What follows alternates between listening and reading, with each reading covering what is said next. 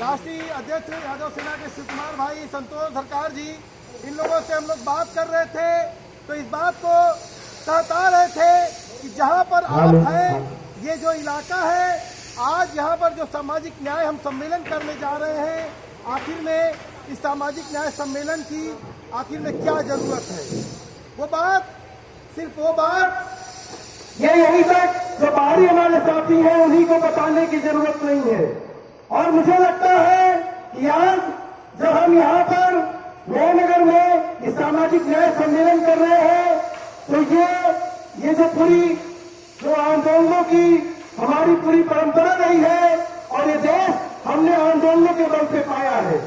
और आज जब हम सामाजिक न्याय सम्मेलन कर रहे हैं तो बहुत सारे लोग इस इलाके में जो कार्ड बट रहा था, बाबू हमारे गंगा प्रसाद यादव जी है, एक आकाश यादव जी है, विनोद जी है, प्रशांत जी है, आनंद जी एडवोकेट है, बबलू है, अजय है, तमाम जब साथी लोग यहाँ पर कार्ड बांट रहे थे, रामनाथ चाचा है, तो ये सवाल सबसे उभर रहा था कि आखिर में 18 साल बाद जगनंदन यादव की पूर्ति भी मनाने की क्या जरूरत पड़ गई? ये सवाल दरअसल है, इस सवाल को हमको समझना पड़ेगा कि जगनंदन यादव की पूर्ति भी आज मनाने की क्या जरूरत पड़ी। हमारे बीच में शिव कुमार भाई है, यादव सेना के राष्ट्रीय अध्यक्ष है, और कुछ ही दिनों पहले रेजांगला दिवस जब इन्होंने मनाया तो सब लोग पूछते थे कि आखिर में रेजांगला दिवस क्या है, आखिर में रेजांगला दिवस की क्या जरूरत पड़ रही। ये साथियों, बड़े बुजुर्गों, माफी के साथ हम कहेंगे कि चाचा जी अभी इस बात को कह रहे थे कि दरअसल हम बहुत सारी चीजें अपने इतिहास में भूलते गए। और आज ये जो तस्वीरें लगी है इस मंच के सामने और यहाँ पर जो पूरे इस बैनर में तस्वीरें लगी हैं, इसमें तमाम नायकों की तस्वीरें लगी हैं और इसमें सिर्फ और सिर्फ बाहर के जो हमारे देश के, प्रदेश के ही नहीं, आजमगढ़ के तमाम उन सामाजिक न्याय के योद्धाओं की तस्वीरें लगी हैं। हमने जब अपना चौथा सम्मेलन निजामाबाद में किया था 10 अक्टूबर को, मानवर काशीराम और मुलायम सिंह जी की पुण्यतिथि पर, तो हमारे चंदेल जी यहाँ पर बैठे हैं, निजामाबाद के आनंद जी बैठे हैं, आप सभी साथियों के सहयोग से वो सम्मेलन हुआ था और हम लोगों ने इस बात को कहा कि आज जरूरत है इस बात की कि हम सामाजिक न्याय के योद्धाओं को खड़ा करें। लेकिन सवाल, एक और सवाल गंभीर है, इसी के साथ निकलता है, ये सामाजिक न्याय है क्या? ये सामाजिक न्याय है क्या? ये भी सवाल होता है। हमारे ही समाज के लोग लगातार इस बात को कहते हैं कि सामाजिक न्याय क्या है। दरअसल हम इस बात को कहते हैं कि सामाजिक न्याय भी वो है कि जब आज हम लोग जब बीपी मंडल को याद करते हैं, बाबा साहब भीमराव अम्बेडकर को याद करते हैं, और इस मुल्क में जो हमारी हैसियत है, जो हमारी औकात है, वो हमारा जो सामाजिक न्याय है उसके बल पर है। और आज आप लोगों के बीच में जब हम बिहार से जैन जी कासू जी को यहाँ पर आमंत्रित करते हैं तो उसका विशेष कारण है।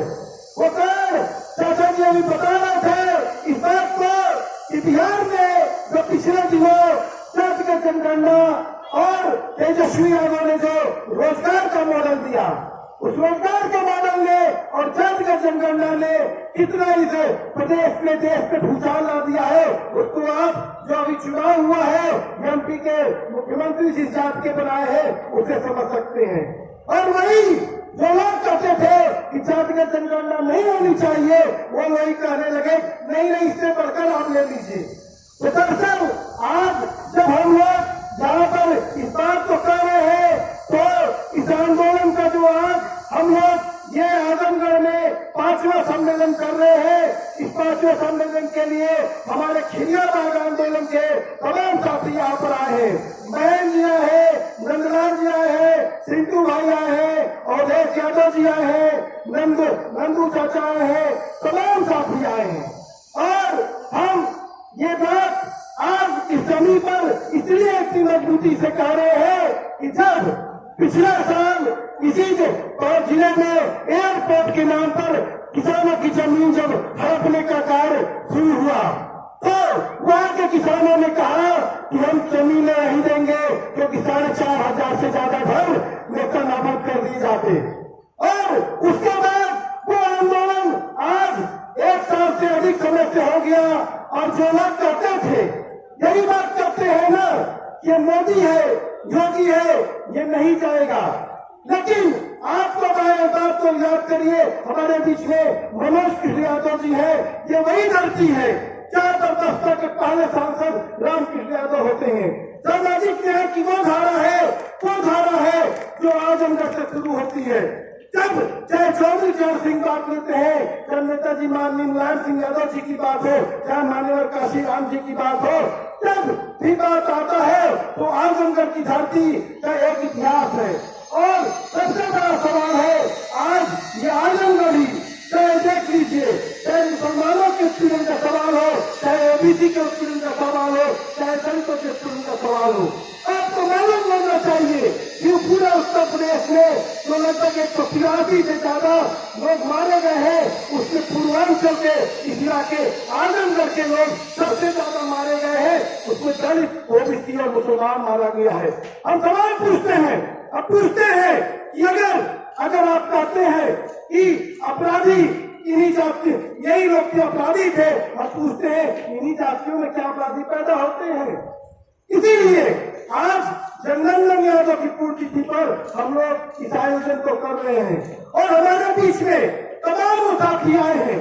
हम चाहेंगे कि आज ये जो आज हम बात करने जा रहे हैं, इस बातों पे सिर्फ हम लोग बातचीत नहीं करेंगे, क्योंकि इस मुल्क में संविधान बचेगा कि नहीं बचेगा, इस पर बात होनी पड़ेगी।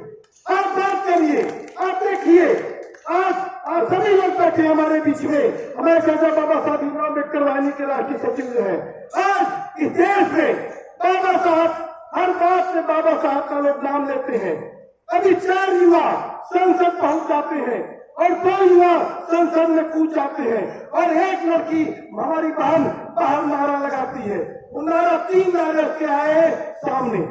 एक आता है भारत माता की जय, मतलब जिस देश भारत में पैदा हुई है वो उस देश की जयकार कर रही है।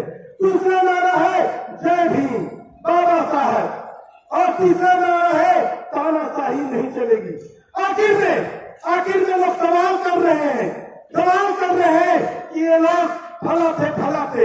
हम पूछना चाहते हैं आप ही का, हमारे वीरेंद्र यादव जी किसान नेता है, कहते हैं कि हमारा ही बेटा, हमारा ही भाई, हमारे ही जो चाचा है, वो जब जमीन पैदा होती है, अनाज पैदा होता है, तो बच्चे को 2 बुढ़िया बांध करके भेज देते हैं, तो इलाहाबाद से ग्रेजुएशन कर लेता है।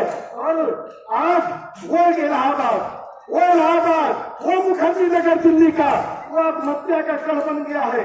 जो लोग सवाल कर रहे हैं इन युवाओं पे, हम पूछना चाहते हैं कि क्या वो आत्महत्या कर लेते तो आप याद करते हैं? आज इलाहाबाद में देखिए, आज इलाहाबाद में लगातार हर कोई हफ्ता नहीं बीतता है जिस दिन आत्महत्या होती है। और हम इसलिए बात कर रहे हैं कि आज हमारे तमाम वक्ता है अपनी बातों को रखेंगे, आप लोग गंभीरता से इस बात को सोचेंगे, क्योंकि आगामी दिनों में जो इस देश में लोकतंत्र में एक आपको निर्णय लेना है, उस निर्णय को आप समझ बूझकर और लगातार चीजों को कैसे लेंगे। हमारे बीच में आज राजेंद्र यादव जी सामाजिक न्याय आंदोलन के हैं, हम उनका भी स्वागत करते हैं। वीरेंद्र यादव जी आए, उनका भी स्वागत करते हैं, जो पूर्वांचल किसान यूनियन के महासचिव हैं। और पूर्वांचल एक्सप्रेसवे के किनारे जो आंदोलन चल रहा है, और तमाम इंडस्ट्रियल कॉरिडोर वहां पर रुके पड़े हैं। और एक बार बता दें, कई बार लोग सोचते हैं, हम लोग जब विरोध कर रहे हैं जमीन नहीं देने का, तो लोग सोचते हैं, कहते हैं कि विकास कैसे होगा। अरे भाई साहब, चाचा जी, इस देश में सबसे ज्यादा जो रोजगार देता है वो किसान देता है। इस देश में आज पूर्वांचल में सबसे ज्यादा रोजगार 85% रोजगार किसान देता है। आप उस किसान को भूल जाते हैं। आज बम्बई दिल्ली, याद कर लीजिए, कोरोना काल में बम्बई दिल्ली से जब लौट के आए तो कहाँ पर गए? इन्हीं खेतों में गेहूं की कटैया ने दिया, सबसे ज्यादा रोजगार दिया। तो हम तमाम जो खिरियाबाग के आंदोलनकारी साथियां हैं, हम उनका भी स्वागत करते हैं।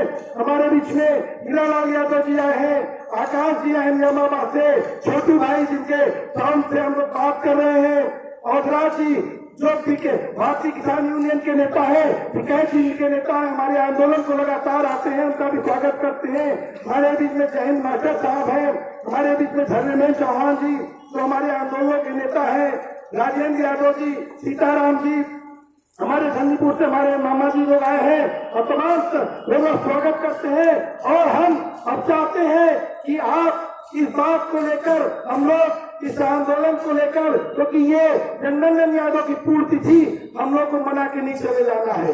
हमको सामाजिक न्याय को, आंदोलन को अगर हमको बढ़ाना ही, इनको सच्ची श्रद्धांजलि होगी।